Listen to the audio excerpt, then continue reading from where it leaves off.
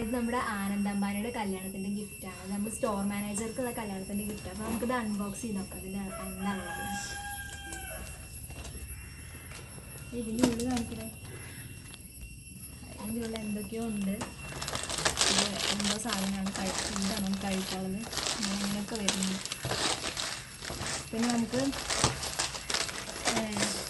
ഇതിൻ്റെ അകത്ത് എന്തോ ഒരു ബോക്സ് ഉണ്ട്.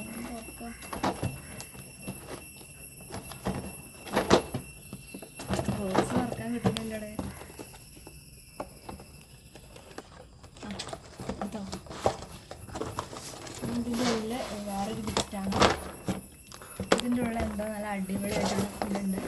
പിന്നെ നമുക്ക് ഒരു കോയിനുണ്ട്. അതായത് ഇത് ഗണപതിൻ്റെ കോയിനാണ്. ഗണപതിൻ്റെ കോയിനാണ് ഇതിലുള്ളത്.